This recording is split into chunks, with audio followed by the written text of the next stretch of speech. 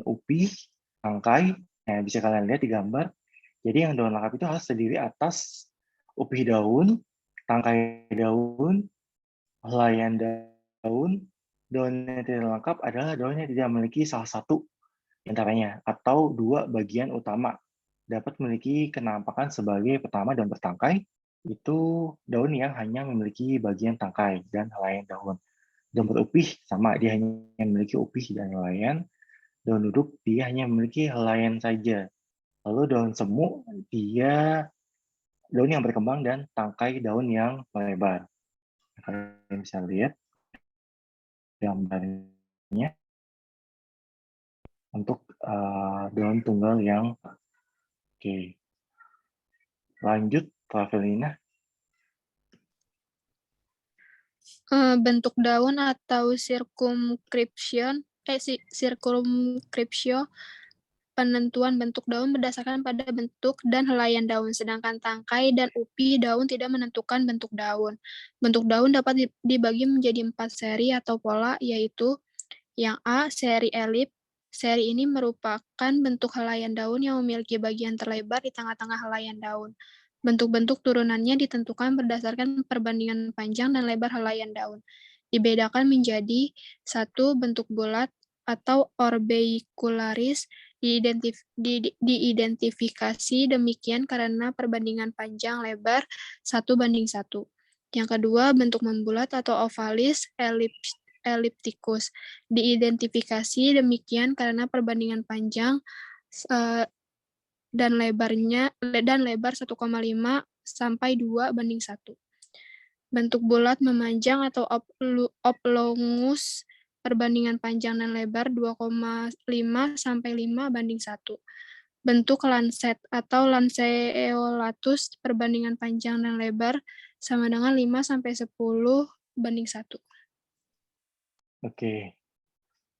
Selanjutnya adalah bentuk daun atau circumscriptio. Nah, ini penentuan bentuk daun berdasarkan pada bentuk dan helaian daun.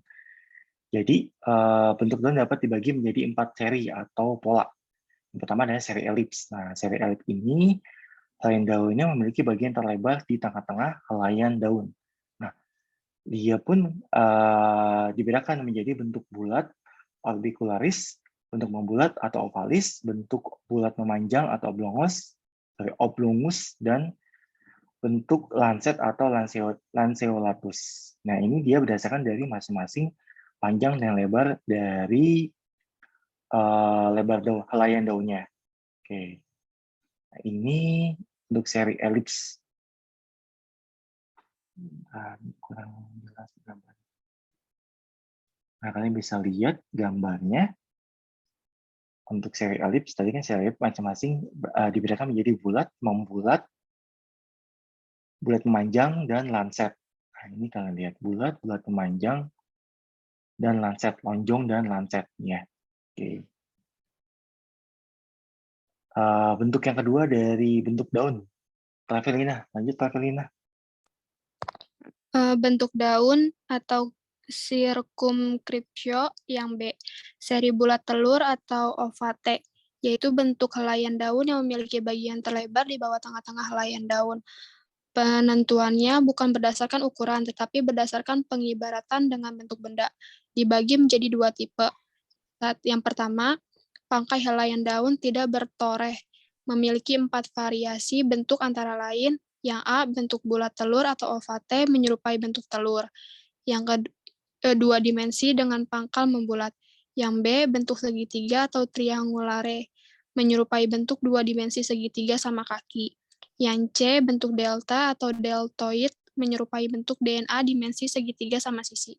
Bentuk belah ketupat atau romboid, menyerupai bentuk 2 dimensi segi 4 dengan sisi yang tidak sama panjang. 2. Pangkal helaian daun bertoreh, memiliki 5 variasi bentuk antara lain. Yang A, bentuk jantung atau chordatus. Bentuk ini ditandai dengan ujung daun runcing, meruncing, atau tumpul, dengan pangkal bertoreh. Yang B, bentuk ginjal atau reniform. Bentuk ini ditandai dengan ujung daun yang membulat dan pangkal bertoreh. Yang C, bentuk anak panah atau sagitate, daun sempit ujung tajam, pangkal daun dengan tors yang lancip. Bentuk tombak atau hastate sama dengan bentuk anak panah, tetapi tors pangkal daun lemah, sehingga hampir mendatar. Yang E, bentuk bertelinga atau auriculate, seperti bangun tombak, tetapi pangkal helaian daun memanjang dan memeluk batang. Oke. Bentuk yang kedua itu dari bentuk itu adalah seri bulat telur atau ovate. Nah, ini dari ovate sendiri dia ada dua tipe. Jadi yang daun tidak bertoreh dan daun bertoreh. Nah, kalian bisa lihat masing-masing cirinya dari daun pangkal daun bertoreh dan tidak bertoreh. Oke. Lanjut bentuk daun. Evelina, kamu mau dilanjut atau mau dioper? Boleh oper, Pak, Oke, silakan. ke Ke siapa? Oke, silakan. 2. Morfologi daun lanjutan. Bentuk daun atau circumscriptio. Yang C, seri bulat telur terbalik atau obovate. Bentuk-bentuk turunannya antara lain. Yang pertama, bentuk bulat telur terbalik atau obovate seperti bulat telur terapi, tetapi bagian terlebar di dekat ujung. Yang kedua, bentuk jantung terbalik atau obcordate seperti bangun jantung tetapi yang terlebar di dekat ujung. Yang ketiga, bentuk pasak atau segitiga terbalik cunuate. Yang keempat, bentuk sudip atau spatulate serupa dengan bulat telur terbalik dengan ukuran yang relatif panjang. Yang D, seri garis atau linean. Bentuk-bentuk turunannya antara lain yang pertama bentuk garis atau linear, helaian daun dengan ukuran yang panjang dengan penampang klip tipis dan kaku. Yang kedua bentuk pipa atau ligulate. Yang ketiga bentuk pedang atau ensiformis. Helaian daun dengan ukuran relatif panjang dengan penampang helaian klip dan tebal. Yang keempat bentuk paku atau dabus subulate. Helaian dengan ukuran pendek seperti sisik keras dengan penampang helaian silindris, ujung runcing, dan berkayu. Yang kelima, bentuk jarum atau acerose. Helaian daun berukuran sangat panjang, penampang silindris, ujung runcing. Oke, jadi bentuk daun yang ketiga dan keempat adalah seri bulat telur terbalik atau obovate dan seri garis atau lineans. Nah, dari masing-masing ini ada bentuk dan turunannya, yaitu yang bulat telur dia bentuk bulat telur terbalik, jantung terbalik, pasak atau segitiga terbalik, dan bentuk sudip. Sedangkan yang bentuk garis, nah ini dia ada turunannya juga, yaitu garis, pita, pedang, paku atau dabus, dan bentuk jarum. Oke, lanjut Septi.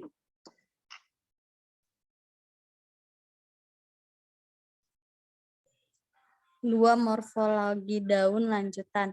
Di samping bentuk helaian daun juga penting untuk dicermati untuk membuat deskripsi tumbuhan, diantaranya A. Ujung helaian daun atau apex. Jenis helaian daun dapat dibedakan sebagai berikut. Yang pertama, meruncing atau acuminate. Yang kedua, runcing atau acute. Bentuk ujung ini bersudut runcing tetapi dua sismia membelok bersudut lancip. Yang ketiga, tumpul atau obtuse. Bentuk ujung ini bersudut tumpul kurang dari 900. Yang keempat, membulat atau rotundate. Bentuk ujung ini tak bersudut dan membulat pada daun bulat atau jorong. Yang kelima, rompang atau truncate. Bentuk ujung rata pada daun segitiga terbalik. Yang keenam, terbelah atau emarginate. Bentuk ujung menunjukkan suatu torehan atau belahan, kadang nampak nyata. Yang ketujuh, berekor kecil atau mukronate. Ujung daun ditutupi oleh daun keras. Yang kedelapan, berekor atau caudate. Ujung daun seperti meruncing tetapi berukuran panjang serta membelok. Oke, kalau di sini dilihat selain bentuk helaian daun, kita juga harus mencermati masing-masing dari sisi tumbuhan. Yang pertama adalah ujung helaian daun. Nah, ujung helaian daun dapat dibedakan berikut, yaitu runcing, meruncing, beda ya. Runcing dan meruncing. Jadi kalau runcing dia udah pasti runcing tuh ujung helaian daun. Tapi kalau meruncing dia mengarah ke bentuknya runcing. Lalu tumpul, membulat, rompang, terbelah, berekor kecil dan berekor. Oke. Nah, ini di gambarnya bisa kalian lihat. Jadi runcing, meruncing gitu ya. Apiculate, alistate, caudate. Oke. Lanjut. Septi. Dioper ke siapa, Ti? Ke Fadila, Pak. Silakan. Di samping bentuk helaian daun juga penting untuk dicermati untuk membuat deskripsi tumbuhan, diantaranya B. Pangkal helaian daun atau basis. Pangkal daun berdasarkan pertemuan tepi helaian daun dibedakan antara yang pertama, helaian daun tidak bertemu memiliki variasi bentuk runcing, meruncing, tumpul, membulat, rompang, dan terbelah. Yang kedua, helaian daun bertemu. Daun tertembus batang perfoliatus. Daun duduk tetapi batang menembus pertengahan helaian daun. Yang kedua, bentuk tameng atau peltatus. Tangkai daun bertumpu di bagian helai daun. Biasanya helaian berbentuk membulat sehingga seperti layaknya perisai. Oke, bagian yang kedua dari selain kita dengan helaian daun yaitu adalah pangkal daun. Nah, tadi kan yang pertama adalah ujung helaian daun, lalu ke pangkal helaian daun. Jadi pangkal daun berdasarkan pertemuan tepi helaian daun dibedakan pertama helaian daun tidak bertemu dan helaian daun bertemu. Nah, ini bisa kalian lihat contohnya jenis pangkal helaian daun. Jadi yang memang dia bertemu sama yang tidak bertemu. Oke. Lanjut, Fahmi. Kenapa Fahmi lagi? Emang nggak ada yang lain ya? Dipilih saya, Pak. Nggak apa-apa Oh, sih, Pak. dipilih. Oke, baik. Di samping bentuk helaian daun juga penting untuk dicermati untuk membuat deskripsi tumbuhan, diantaranya C. Tepi daun, Margofoli. Tepi daun apabila torehan tidak mempengaruhi bentuk helaian, tepi daun merdeka. Maka berdasarkan pada besamnya sudut tonjolan angulus dan sudut torehan sinus dapat dibedakan menjadi bentuk-bentuk. Yang pertama, berdiri serrate apabila sinus bersudut runcing dan angulus bersudut runcing. Beringgit, yang kedua beringgit atau trenate apabila sinus bersudut runcing dan angulus bersudut tumpul. Yang ketiga bergerigi, dentate apabila sinus bersudut tumpul dan angulus bersudut runcing. Yang keempat berombak atau reptandate apabila sinus bersudut tumpul dan angulus bersudut tumpul. Yang kelima rata, integer apabila tidak dijumpai sinus dan angulus. Gambar sinus dan angulus pada torehan tepi daun. Oke, bagian yang ketiga, selain tadi helaian daun, tadi kita ada bahas tentang pangkal, ujung, lalu ke sekarang adalah tepi daun atau margofoli. Nah, untuk margofoli sendiri dia dibedakan menjadi bentuk-bentuk bergerigi, beringgit, bergigi, berombak, dan rata. Nah, ini gambarnya ketutup. Nah, kalian bisa lihat gambar dari tepi daun. Yang pertama adalah A rata, yang B bergerigi, yang C bergigi. Beda ya. Jadi kalau bergerigi dia lebih rapih, kalau bergigi dia agak lebih berantakan. Yang D beringgit, jadi dia modelnya lebih kayak berombak, tapi dia rata, rapat. Nah, sementara kalau yang berombak dia jarang-jarang, jadi agak renggang. Nah, selanjutnya adalah berbagi menyirik. Oke. Nah, ini torehan tepi daun yang tadi, yang ini nih. Sorry. Torehan tepi daun. Nah, ini torehannya. Kalian lihat yang tepi daunnya tidak mempengaruhi bentuk. Oke. Lanjut. Fahmi, mau dilanjut, mau dioper, Fahmi? Boleh dioper Pak ke Teguh. Oke, silakan Teguh. Ya, Pak. Morfologi daun lanjutan. Tepi daun apabila torehannya mempengaruhi bentuk, maka bentuk tepi ditentukan berdasarkan pada dalamnya toreh dan tipe pertualangan daunnya. Terdapat 3 bentuk apabila dipandang dari dalamnya torehan daun, yaitu 1. Bercangap atau vidus. Dalamnya toreh kurang dari separuh panjang tulang cabang daun. Apabila tipe pertualangan menjari disebut bercangap menjari palmatifidus. Dan apabila tipe pertualangan menyirip disebut bercangap menyirip atau disebutnya pinnatifidus. 2. Berlekuk atau lobus. Apabila dalamnya toreh sama dengan separuh panjang tulang cabang daun, apabila tipe pertualangan menjari disebut berlekuk menjari atau palmatilobus. Dan apabila tipe pertualangan menyirip disebut berlekuk menyirip atau pinnatilobus. 3. Berbagi atau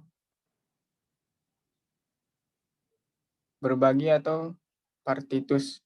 Apabila dalamnya toreh lebih dan separuh panjang tulang cabang daun. Apabila tipe pertualangan menjari ya Pak. Yang mana, Teguh? Menjari. Itu nomor 3 Pak. Itu Nomor 3. maksudnya menjari ya. Iya, menjari. Sorry. Menjari disebut berbagi menjari atau palma partitus. Dan apabila tipe pertualangan menyirip disebut berbagi menyirip atau pinna partitus. Oke. Jadi, tepi daun apabila torehannya mempengaruhi bentuk, maka bentuk tepi daun ditentukan berdasarkan pada dalamnya toreh dan tipe pertualangan. Jadi, di sini terdapat 3 bentuk apabila dipandang dari dalamnya torehan, yaitu yang bercangap atau vidus, berlekuk atau lobus, dan berbagi atau partitus. Nah, ini tepi daun apabila torehannya mempengaruhi bentuk, maka bentuk tepi ditentukan berdasarkan pada dalamnya torehan dan tipe petualangannya. Nah ini, sorry, ini yang tadi ya. Nah ini gambar dari tepi daun yang mempengaruhi bentuk. Nah jadi yang contohnya yang 1 itu Pinnatolibus. Pinnatilobus. Oke, kita lihat Pinnatilobus. Jadi di sini dia berlekuk apabila dalamnya torehan sama dengan separuh panjang tulang cabang daun. Apabila tipe petualangan menjari disebut berlekuk menjari. Oke, kita lihat dia menjari ya. Seperti menjari ya. Oke, lanjut. Teguh.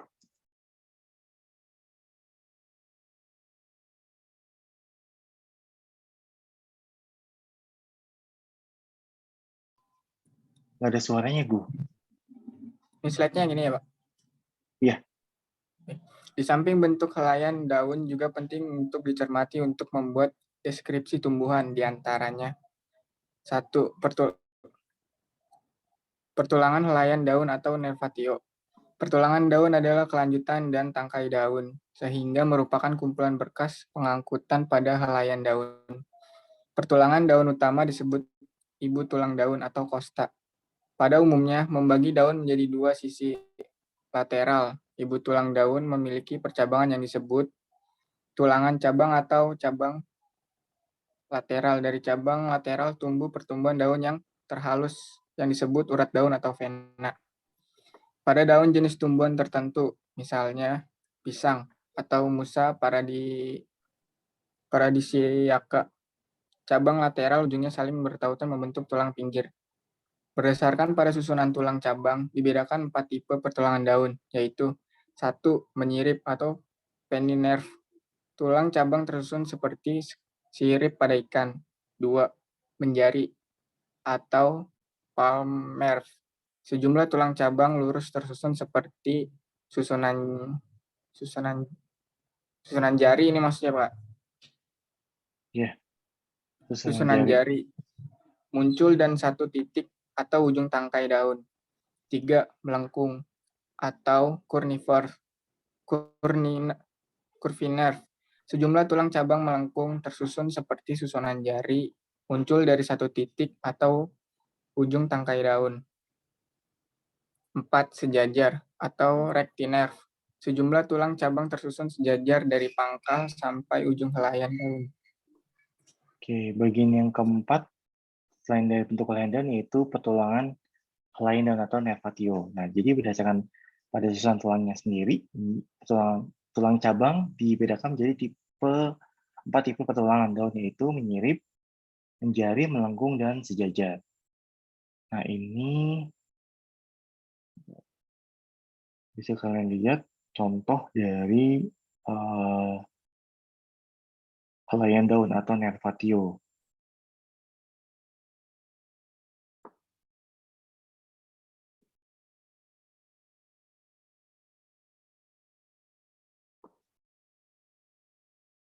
Oke, kita lanjut ke daun majemuk. Tadi kan daun tunggal, sekarang ke daun majemuk. Oke, Teguh, mau dilanjut atau mau dioper, Teguh? Lanjut aja dulu Pak. Oke, silakan. Morfologi daun. Daun tunggal dan daun majemuk. Daun majemuk atau folium compositum. Daun majemuk berbeda dengan daun tunggal apabila dilihat dari beberapa aspek, antara lain tata letak kucuk batang, jumlah helaian per daun, percabangan tangkai daun, pertumbuhan, dan gugurnya daun atau umur daun. Di bawah ini tabel tentang perbedaan daun tunggal dan majemuk. Daun majemuk disusun oleh bagian-bagian yang terdiri atas 1. Tangkai induk atau rahis, merupakan aksis pokok yang di ketiak pangkal daunnya. Dijumpai adanya kuncup. 2. Ruas cabang atau rahila, merupakan percabangan lanjutan dari aksis pokok yang dapat dibedakan berdasarkan urutannya, yaitu ruas cabang tingkat 1 atau rachiola, ruas cabang tingkat 2 atau rachiolus, dan seterusnya. Pada bagian ini kemudian ditumbuhi oleh anak daun atau foliole. 3. Tangkai anak daun atau petiole adalah tangkai pendukung helaian daun anak daun setara dengan daun tunggal. Dan yang keempat, helaian anak daun atau foliolum. Oke, tadi kita udah bahas tentang daun tunggal, sekarang daun majemuk. Nah, untuk daun majemuk sendiri, dia berbeda dengan daun tunggal. Bisa dilihat dari beberapa aspek, antara lain tata letak kuncup batang, jumlah helaian per daun, percabangan tangkai daun, pertumbuhan, dan gugurnya daun atau umur daun. Oke, ini bisa kalian lihat bagian-bagian dari daun majemuk, yaitu foliolium, foliolum, dan petiolus, rachila, rachis, petiolus, dan pulpinus. Lanjut masih ke daun majemuk. Oke. Guh, mau dilanjut atau mau dioper, Guh? Lanjut dulu, Pak. Oke. Daun majemuk. Masih lanjutan daun majemuk. Daun majemuk atau folium ini tadi beda lagi ya, Pak? Beda. Ini apa? Masing-masing contohnya. Iya, Pak. Daun majemuk. Daun majemuk atau folium compositum. Berdasarkan susunan dari anak daunnya, daun majemuk dapat dibedakan menjadi 5 macam, yaitu 1. Daun majemuk menyirip atau pinnatus. Anak daun tersusun dari kanan kiri aksis dengan susunan seperti sirip ikan. 2. Daun majemuk menjari atau palmatus. Anak daun tumbuh pada ujung aksis secara radial, membentuk susunan seperti jari. 3. Daun majemuk bangun kaki atau pedatus. Anak daun anterior tersusun menjari, tetapi 2 anak daun posterior tumbuh pada tangkai anak daun sebelumnya. 1. Daun majemuk menyirip atau pinnatus. Daun majemuk menyirip dapat hanya memiliki satu helaian anak daun, yang pangkal tangkainya bersendi terhadap aksis pokoknya. Disebut daun majemuk menyirip beranak daun satu atau univiolet, misalnya daun jeruk atau citrus aurantifolia frutaceae, dan daun melati jasminum sambac olaceae. Dan majemuk menyirip berdasarkan posisi anak daun ujung dibedakan menjadi 1. Daun majemuk genap atau abrutepinnate karena terdapat sepasang anak daun berhadapan di ujung aksis, baik jumlah anak daunnya genap atau ganjil. 2. Daun majemuk menyirip gasal atau impari-pinnate karena hanya ada satu anak daun di ujung aksis, baik jumlah anak daunnya genap atau ganjil. Oke. Selanjutnya itu jadi dari berdasarkan susunan anak daunnya, daun majemuk dibedakan menjadi 5. Yang pertama adalah daun majemuk menyirip atau pinnatus. Nah, dari pinnatus sendiri dia dibedakan berdasarkan posisi anak daun, yaitu daun majemuk genap dan daun majemuk menyirip gasal. Oke, lanjut. Teguh, Iya, Pak. mau dilanjut, mau dioper, bro? Oper ke Iskandar, Pak. Oke, Iskandar. Silakan, Iskandar. Ya, Pak. Daun tunggal dan daun majemuk. Masih yang ini, Pak? Apa udah? Iya, Udah yang ini cukup? masih. Yang ini. Masih lanjutan dari daun majemuk menyirip. Daun majemuk Pholium compositum. Yang pertama, daun majemuk menyirip atau pinnatus. Berdasarkan pada posisi anak daunnya terhadap aksis pokok, daun majemuk menyirip dapat dibedakan menjadi yang pertama, daun majemuk menyirip berpasangan. Pasangan anak daun berhadapan pada aksis pokok. Yang kedua, daun majemuk berseling. Anak daun tidak berpasangan dan berhadapan, tetapi berseling pada aksis pokok. Yang ketiga, daun majemuk menyirip berselang-seling atau interruptepinnate. Anak daun berpasangan dengan posisi berhadapan, tetapi setiap pasangan memiliki ukuran yang berbeda. Daun majemuk ganda atau rangkap atau bipinnate adalah daun majemuk yang ruas cabangnya atau rachis bertingkat dan anak daun-daun duduk pada ruas cabang tingkat tertentu. Daun majemuk menyirip apabila anak daun duduk pada ruas cabang tingkat 1 atau rahila, maka disebut daun majemuk menyirip ganda 2. Misalnya daun lamtoro atau leucaena glausa. Dan bila anak daun duduk pada ruas cabang tingkat 2 atau rahiola, disebut daun majemuk menyirip ganda 3. Oke, ini masih lanjutan dari daun majemuk menyirip atau pinnatus. Yang tadi kita ada di sini, pinnatus ya. Nah, ini yang tadi kan dia berdasarkan atas posisi anak ujung daun. Nah, sedangkan yang di sini adalah berdasarkan atas aksis pokoknya. Jadi daun majemuk menyirip dibedakan menjadi daun majemuk menyirip berpasangan, berseling, dan menyirip berselang-seling. Selanjutnya adalah daun majemuk ganda atau rangkap atau bipinnate. Oke. Jadi daun majemuk yang ruas cabangnya rakis atau bertingkat dan anak daun duduk pada ruas cabang tingkat tertentu.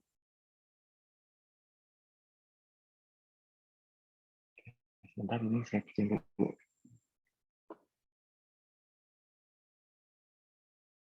Silakan, Iskandar, dilanjut. Ya, Pak. Selanjutnya daun tunggal dan daun majemuk. Daun majemuk Pholium compositum. daun majemuk menjari atau palmat atau digitalis. Daun majemuk menyirip dibedakan berdasarkan pada jumlah anak daun, yaitu daun majemuk menyirip beranak daun. 2 bifoliate, 3 trifoliate, 5 quinquefoliate, 7 septemfoliate, banyak atau polifoliate. Kondisi ganda pada daun majemuk menjari terdapat pada jenis tumbuhan Aquilegia vulgaris yang bersifat ganda 2 atau Bitternatus. Oke. Jadi di sini yang ketiga adalah daun majemuk manjeri. Nah, ini dia dibedakan pada jumlah anak daunnya. Jadi pada daun majemuk manjeri ini dia kalau yang bifoliate dia anak daunnya ada 2, 3 trifoliate, 5 quinquefoliate, 7 septemfoliate, dan banyak atau polifoliate. Jadi di sini daun majemuk manjeri dia tadi didasarkan pada jumlah anak daunnya. Nanti bisa kalian lihat bentuk dari daun majemuk. Oke, nanti kembali saya pindahin ya biar lebih jelas. Satu slide. Nah, ini pustakanya untuk bagian dari morfologi daun. Sekarang kita ke morfologi organ tumbuhan bunga. Oke. Nah, ini anatominya. Seperti biasa tadi anatomi, baru nanti kita ke morfologinya. Oke. Silakan Iskandar, mau dilanjut atau mau di... Lanjut dulu, Pak. Boleh, silakan. Anatomi bunga. Bunga merupakan alat berproduksi seksual. Bunga dikatakan lengkap apabila mempunyai daun kelopak, daun mahkota, benang sari, putik, atau daun buah. Bunga terdiri atas bagian fertil yaitu benang sari dan daun buah, serta bagian yang steril yaitu daun kelopak dan daun mahkota. Yang pertama, daun mahkota dan daun kelopak. Secara anatomi, daun mahkota dan daun kelopak mempunyai struktur yang sama, terdiri atas sel-sel parenkimatis. Parenkimatis dasar terletak di antara epidermis atas dan epidermis bawah. Jaringan ini juga disebut mesofil. Sistem pembuluh terdapat pada jaringan dasar. Pada jaringan dasar mungkin terdapat sel-sel yang mengandung kristal idioblast atau saluran getah atau sel getah. Sel-sel tersebut berhubungan dengan unsur pembuluh. Daun kelopak suku Granaceae mempunyai hipodermis yang berdinding tebal, masing-masing dengan kristal drusen. Sel-sel daun kelopak mengandung kloroplas. Epidermis daun kelopak dilapisi kutin pada bagian luarnya, serta terdapat stomata dan daun trikomata seperti pada daun. Struktur sistem pembuluh seperti pada daun hanya kurang jelas strukturnya.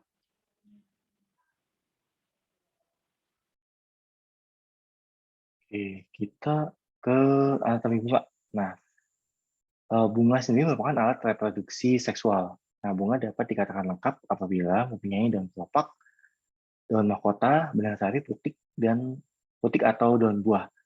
Bunga terdiri atas bagian fertil yaitu benang sari dan daun buah, serta bagian yang steril yaitu daun kelopak dan daun mahkota. Jadi kita ke bagian yang steril dulu yaitu daun kelopak dan daun mahkota.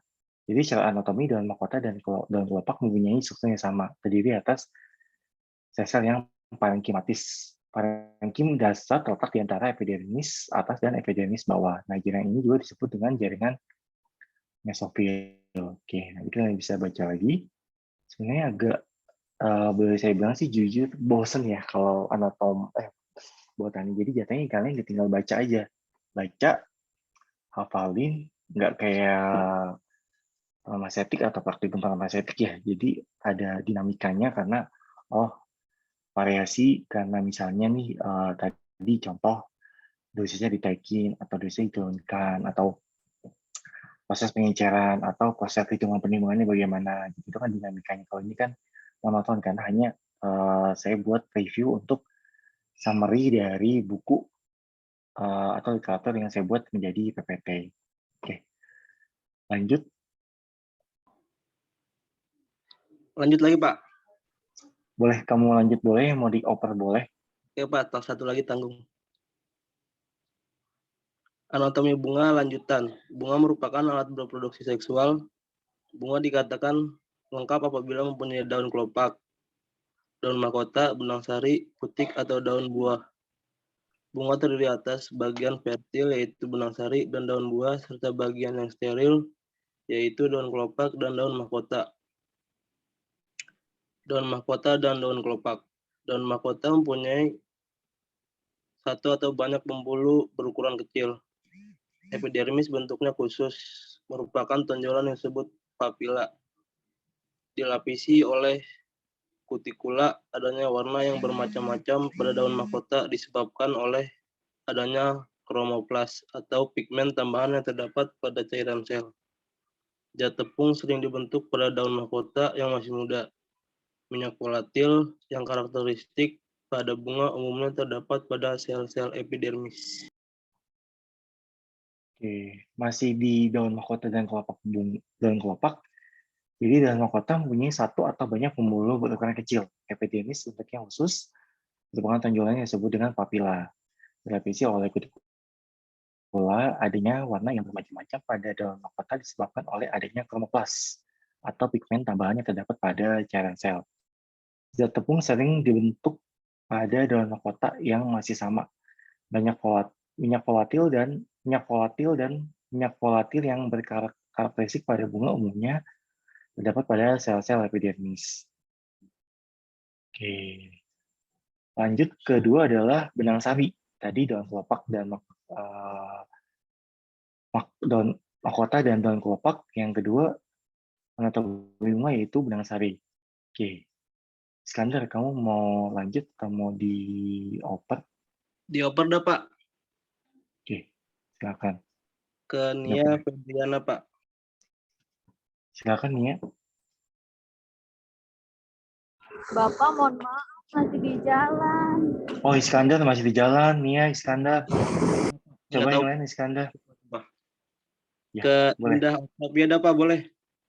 Oke, silakan.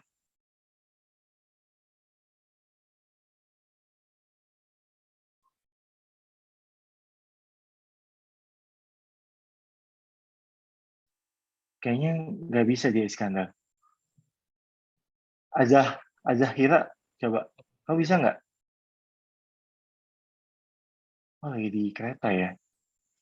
Yang lain deh Iskandar, coba deh kamu yang nunjuk deh. Ivi bisa, Pak.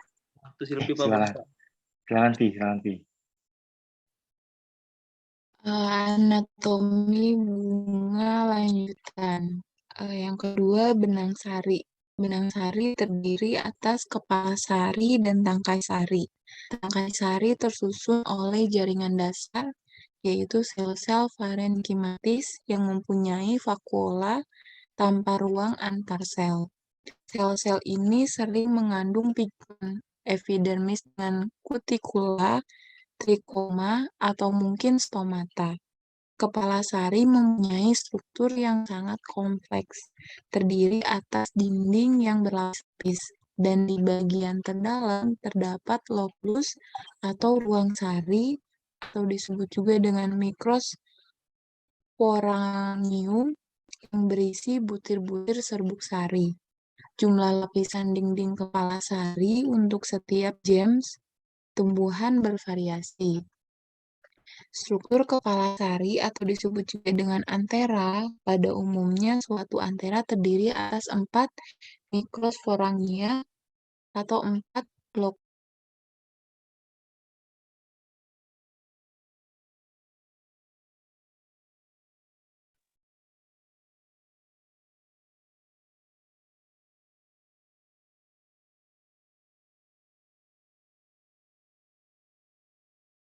Silvi. Maaf, tiba-tiba keluar tadi. Oh, oke. Jaringannya Jaringannya unstable. oke. Boleh dilanjut Lanjut atau lah, mau Pak. Lanjut mau lagi. dioper? Boleh. Nanggung, Pak. Gitu. Sorry. Ini semakin malam jaringannya unstable atau kitanya makin unstable ya? Ya nggak sih. Kurang Lanjut. tahu, Pak. Lanjut. Tapi memang ini langsung keluar sendiri. Oke. Pada waktu matang, dua sporangia dan masing-masing sisi akan menyatukan diri menjadi TK. Sehingga ada TK, suatu keadaan yang berbeda bahwa pada antera terdapat jaringan steril yang disebut dengan septa, memisahkan deretan lobus, misalnya pada beberapa anggotaku ini mosaic. Pada jenis lain seperti viscum, masing-masing polen dikelilingi oleh jaringan pelindung dan letaknya berderet-deret secara horizontal dan vertikal, sehingga masing-masing antera mempunyai 50 lokuli. Untuk gambar 2, struktur kepala sari pada bunga Lilium, SPN endotecium, dan FV epidermis, Ya, JS cukup, Vi. jaringan sporagen. Oh, cukup. Oke. Nah, jadi yang kedua ini benang sari. Nah, benang sari terdiri atas kepala sari dan tangkai sari. Nah, tangkai sari disusun oleh jaringan dasar yaitu sel-sel parenkematis yang mempunyai vakuola tanpa ruang antar sel. Nah, sel-sel ini sering mengandung pigmen epidermis dengan kutikola, trikoma, atau mungkin stomata. Kepala sari mempunyai struktur yang sangat kompleks, terdiri atas dinding yang berlapis-lapis, dan di bagian terdalam terdapat loculus atau ruang sari atau microsporangium yang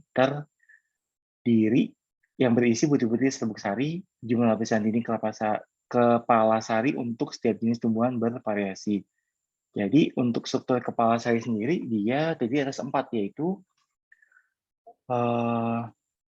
tadi ada 4 mikrosporangia atau 4 lokoli, yaitu pada waktu matang, 2 sporangia dan masing-masing sisi akan menyatukan diri menjadi TK.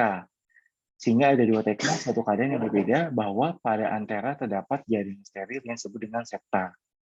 Untuk memisahkan deretan lobus, misalnya pada beberapa anggota suku Inimosaceae, ini pada jenis lain seperti vicum, masing-masing polen dikelilingi oleh jaringan pelindung dan letaknya berderet-deret secara horizontal dan vertikal, sehingga masing-masing antera mempunyai 50 lokuli. Oke. Nanti kalian tinggal baca aja dan lihat gambarnya jelas. Oke. Lanjut, terdapat 2 jenis kepala sari. Oke. Vi, mau dilanjut atau mau di-open, Vi?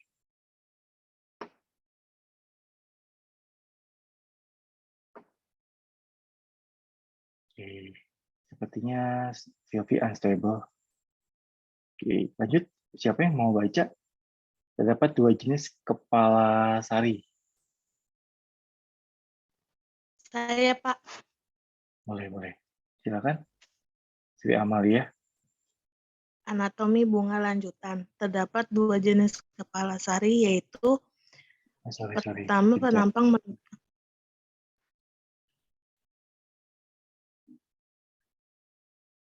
yang ini, Pak. Ini. Iya. Terdapat 2 jenis kepala sari, yaitu pertama penampang melintang kepala sari muda. Kepala sari terdiri atas 4 lobi atau lokuli. Tapetum menyelubungi jaringan sporogen. 2 penampang melintang kepala sari dewasa atau masak. Antera masak dengan serbuk sari yang banyak. Kedua lobi pada masing-masing sisi mengadakan persatuan. Disebut TK. Lamina fibrosa atau endotecium tampak lebih tebal, epidermis menipis. Perkembangan kepala sari atau antera. Suatu antera yang muda terdiri atas suatu massa sel yang homogen yang dikelilingi oleh lapisan epidermis. Selama perkembangan antera menghasilkan 4 lobi, dan setiap lobus beberapa sel hipodermal menjadi lebih menarik perhatian dibanding yang lain karena ukurannya yang besar. Bentuk selnya memanjang ke arah radial dan intinya jelas. Sel-sel ini adalah sel arkesporum. Sel-sel arkesporium membelah dengan dinding perikimal atau sejajar permukaan, menghasilkan sel-sel parietal primer di sebelah luar dan sel-sel esferogen primer di sebelah dalam. Sel-sel parietal primer membelah lagi secara periklinal, menghasilkan lapisan parietal sekunder. Lapisan parietal sekunder inilah yang nantinya akan menghasilkan dinding antera. Sel sporogen primer membelah-belah lagi secara mitosis, dan sel-sel hasil pembelahan mitosis menjadi sel induk mikrospora. Sel sporogen primer dapat langsung berfungsi sebagai sel induk mikrospora tanpa mitosis. Setelah itu, sel induk mikrospora membelah secara meiosis, menghasilkan tetrat mikrospora. Selanjutnya, sel-sel dalam tetrat memisahkan diri menjadi sel mikrospora yang soliter. Lapisan dinding kepala sari dan mikrospora berasal dari jaringan archesporium. Oke, jadi dari kepala sari sendiri dia ada 2 jenis, yaitu penampang melintang kepala sari muda, lalu penampang melintang kepala sari dewasa. Nah, di sini pun dia untuk kepala sari muda terdiri atas 4 lobi atau loculi, tapi itu menyelubungi jaringan sporogen. Untuk kepala sari penampang melintang kepala sari dewasa atau masak antara masak dengan selubung sari yang banyak. Kedua lobi pada masing-masing sisi mengadakan persatuan disebut dengan TK. Lamina fibrosa, endothelium tampak lebih tebal, dan epidermis menipis. Oke, ini gambar struktur dan perkembangan kepala sari pada tumor angiospermae. Nah, kalian bisa lihat yang A itu adalah dan B adalah jaringan mesotematis dikelilingi epidermis, yang B sel-sel hipodermal. Nah, kalian bisa lihat sendiri gambarnya dengan keterangannya. Oke. Sri Amalia, boleh dilanjut? Ya, Pak. Menurut Bojwani dan Bhatnagar tahun 1978 dan 1999, kepala sari mempunyai lapisan dinding sebagai berikut. Epidermis atau exothecium merupakan lapisan terluar terdiri dari satu lapis sel. Epidermis menjadi memipih dan membentuk tonjolan atau papila. Pada kepala sari yang masak dan berfungsi sebagai pelindung epidermis disebut exothecium. Apabila sel-sel mengalami penebalan berserabut. Endothecium merupakan lapisan terletak di sebelah dalam epidermis. Pada kepala sari yang masak, endothecium mengadakan penebalan ke arah radial. Tensial sebelah dalam atau antiklinal. Penebalan tersebut tidak teratur dan menunjukkan struktur berserabut. Adanya struktur berserabut menyebabkan endothecium mempunyai fungsi untuk membantu membukanya antera. Dengan adanya struktur yang berserabut pada dindingnya, maka endothecium sering disebut lamina fibrosa. Endothecium biasanya hanya satu lapis sel, tetapi beberapa kepustakaan menyebutkan ada yang terdiri atas beberapa lapis sel. Pada tumbuhan air biasanya tidak dijumpai adanya penebalan berserabut pada endothecium. Pada tumbuhan kleistogam atau bunga tidak pemah membuka, serta beberapa jenis termasuk hydrocanitase, endothecium gagal mengadakan perkembangan, sehingga mikrospora atau butir serbuk sari tidak keluar melalui lubang di bagian apikal kepala sari. Oke, jadi menurut Bojwani dan Bhatnagar, kepala sari mempunyai lapisan dinding sebagai berikut, yaitu lapisan epidermis atau exothecium dan endothecium. Oke. Cukup ya, kita lanjut lagi minggu depan. Slide 53, saya ada input absen. Sebentar, saya cek di sini. Tadi saya cek partisipan ya. Ade Sukma ada nggak? Saya cek partisipan sih tadi nggak ada. Nggak ada, Pak. Udah keluar. Oh, udah keluar. Oke, lanjut ke Fahmi Rizky Fadilah. Saya di partisipan nggak ada. Ada nggak Fahmi Rizky Fadilah? Ada, Bapak. Ada, Pak. Oke, ada ya. Oh, Pak delay. Oke. Lanjut, Azahra. Ada Pak tadi, cuma Zoom-nya keluar masuk. Oke. Aman ya, jadi hanya tadi yang kamu bilang ada semua yang keluar ya? Iya Pak. Oke. Sudah saya input.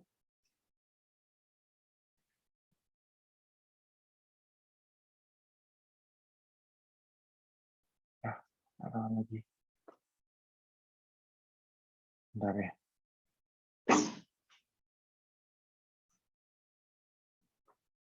Tanggal 25, oh udah ke cek, kita cek dulu. Adik semua ya, oke. Kayaknya kita cukupin hari ini. Nanti kita lanjut minggu depan. Tadi Satker 53. Saya mengucapkan terima kasih. Mohon maaf sebanyak-banyaknya. Selamat malam, salam sejahtera, salam sehat bagi kita semua. Wassalamualaikum warahmatullahi wabarakatuh. Waalaikumsalam. Waalaikumsalam warahmatullahi wabarakatuh. Makasih, Pak. Pak.